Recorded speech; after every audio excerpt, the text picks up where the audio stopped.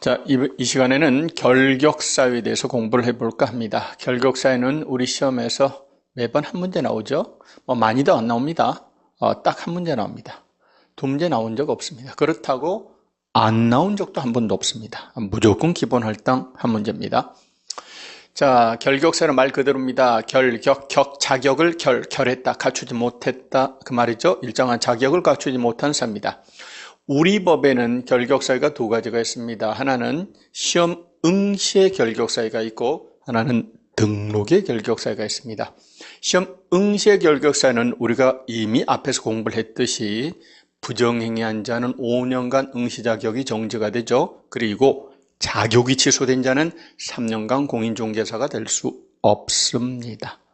이걸 굳이 붙인다면 응시의 결격사유라고 말할 수 있습니다.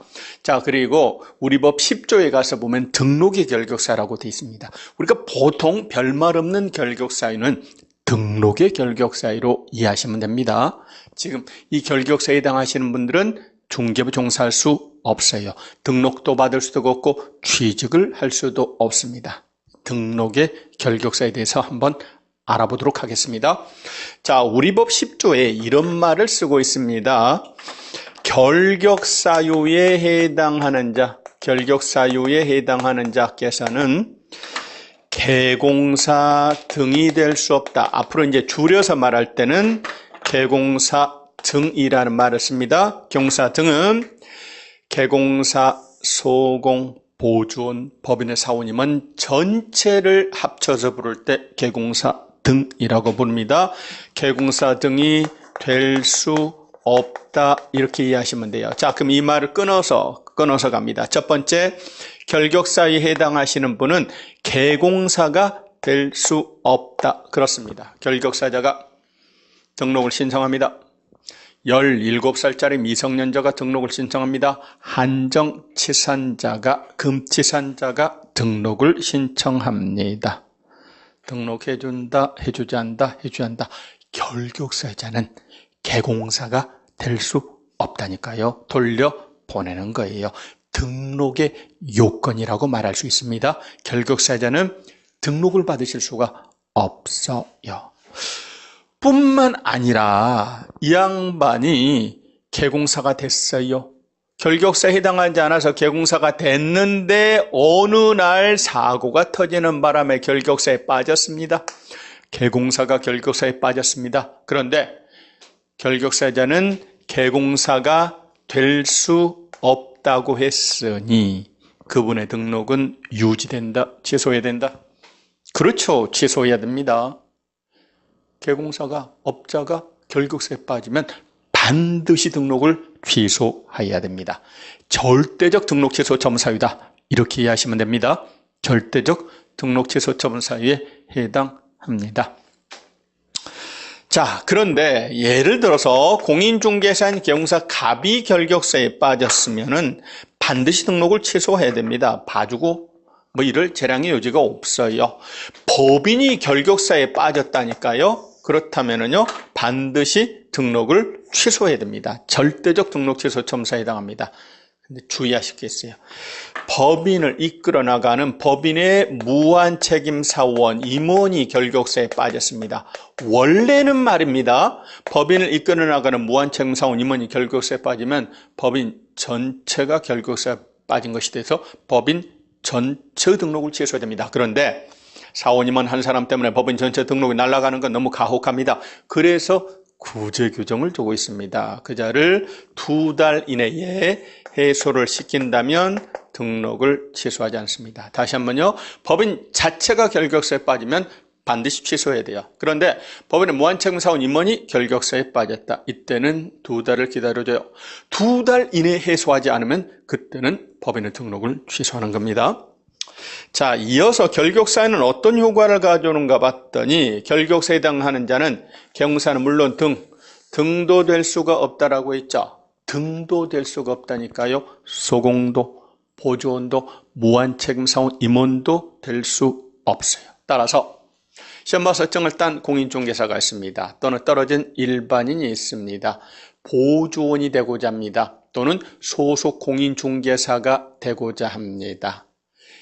만약에 그자가 결격사에 해당하면 등도 될 수 없으므로 취직 자체가 된다, 안 된다? 안 된다 그 말입니다. 그러므로 결격사유는 중개업의 종사 요건이라고 말할 수 있습니다. 결격사에 해당되지 않아야 보조원 취직 가능합니다. 해당되지 않아야 소공 무한책임 사원 임원이 될 수 있다니까요. 뿐만 아니라 소공이 되고 나서 보조원이 되고 나서 만약에 결격사에 빠졌습니다. 그때는 등이 될 수 없으니까 계속 근무할 수 있다. 그만둬야 된다. 그만두셔야 돼요. 만약에 그만두지 않으면 어떻게 된다? 사장님이나 회사에 대해서 업무정지 처분할 수 있습니다. 다시 구분합시다. 고용인이 결격사에 빠졌다. 고용인이 결격사에 빠졌습니다. 해소해야 됩니다. 2달 이내. 해소 안 하면 회사나 사장님은 업무정지 처분을 받을 수 있어요. 근데 고용인 말고요. 직원 말고 법인의 무한책임 사원 임원이 결격사에 빠졌어요. 근데 2달 내 해소 안 했어요. 그때는 법인의 등록을 취소해야 돼요. 고용인인가 법인의 무한책임 사원 임원인가 이걸 잘 구분하셔야 됩니다. 자, 그렇다면 하나씩 결격사유에 해당하는 자들에 대해서 그럼 하나씩 알아보도록 하겠습니다. 첫 번째는 누굽니까? 첫 번째는 미성년자입니다. 미성년자는 몇 살입니까? 만 19세 달하지 아니한 자. 그렇죠? 첫 번째 미성년자입니다. 미성년자가 17살짜리가 16살짜리가 중개업에 종사할 수 있는 방법은 없습니다. 세월이 가야 합니다. 다른 방법은 전혀 안 됩니다. 18살짜리가 혼인했다라고 해서 계공사 등이 될 수 있느냐? 될 수 없어요. 개별법에서는 무조건 나이로만 따집니다. 혼인에 의한 성년의제를 인정하지 않습니다. 또는 부모님의 동의가 있어요. 법정 대리인의 동의가 있다라고 해서 계공사 등이 될 수 있느냐? 아닙니다. 나이를 먹어야 합니다. 다른 방법은 없습니다. 지금 이 결격사유라고 하는 게 뭐예요? 자격을 갖추지 못한 사유다. 취지는 뭡니까? 부동산 중개업이라고 하는 게 소중한 국민의 재산권 유통을 담당하는 직업이에요. 따라서 지금 경우에 따라서는 수백, 수천, 수억, 수십억, 수백억이 왔다 갔다 하는 거래를 알선 중개하는 거라 그 말입니다. 따라서 판단 능력이 떨어지거나 미흡하거나 모자라거나 나쁜 놈이 중개부 종사하면 안 되겠죠. 그래서 중개부 종사기에 부적절한 자들을 우리 법에서는 뭐라고 부르냐면 결격사유자라고 부릅니다. 자, 그래서 첫 번째 미성년자는 아직은 어리잖아요. 판단 능력 떨어집니다. 중개업에 종사할 수 없습니다. 또 비슷한 자가 있습니다. 한정치산자가 있습니다. 또요 금치산자가 있습니다. 한정치산자, 금치산자.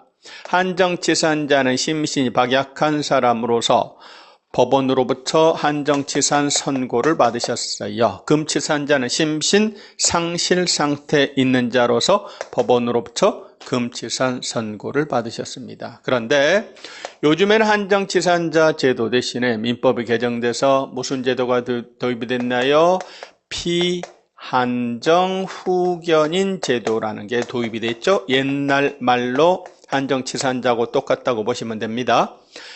사물을 처리할 능력이 부족한 자입니다. 자, 그리고 금치산자에 해당하는 개념으로 피성년후견인이라는 개념이 나왔죠. 사물을 처리할 능력이 여기는 지속적으로 아예 결여된 사람입니다. 얘는 부족한 사람, 얘는 결여된 사람. 어떻게 해요? 법원의 개시심판에 의해서 됩니다. 그렇습니다. 벗어날 때도, 이 경우도 벗어날 때도 법원으로부터 취소 선고를 받으셔야 되겠죠. 이 경우는 종료 심판을 받아서 벗어나는 겁니다. 자, 그러면 한정치산자, 금치산자가 있습니다. 중개업에 종사하고자 합니다. 안 됩니다. 종사할 수 없어요. 판단 능력이 떨어집니다. 다른 방법이 없느냐? 예컨대 법정 대리인의 동의가 있다라고 해서 중개업에 종사하면 돼요, 안 돼요? 안 돼요. 또는 시간이 좀 흐르면 되느냐? 예를 들어서 법원으로부터 한정치산 선고받고 5년 지나면 중개업에 종사할 수 있냐? 안 된다니까요. 시간으로 해결하지 않습니다. 그러면 어떻게 해요? 중개업에 종사할 수 있냐면 그 상태를 벗어나야 됩니다. 벗어나야 된다고요. 어떻게 벗어나느냐? 지금 법원의 판단에 의해서 한정치산자, 금치산자, 피성년, 피한정 후견이 됐으니까 벗어날 때도 역시 법원의 판단을 거치셔야 돼요. 법원으로부터 취소 선고를 받거나 또는요 종료 심판을 받으셔야 돼요. 그렇다면 벗어난 거니까 이때는 몇 년 기다릴 필요가 없어요. 즉시 중개부종사할 수 있습니다. 벗어나야만 합니다. 종료 심판을 받던가 취소 선고를 받으셔야 됩니다. 이어서 세 번째, 파산 선고를 받고 복권되지 아니한 자입니다. 흔히 우리가 줄여서 파산자라고 부릅니다. 법원부터 파산 선고를 받으셨어요. 그리고 아직 복권을 받지 아니한 자, 파산자라고 합니다. 결격사자입니다.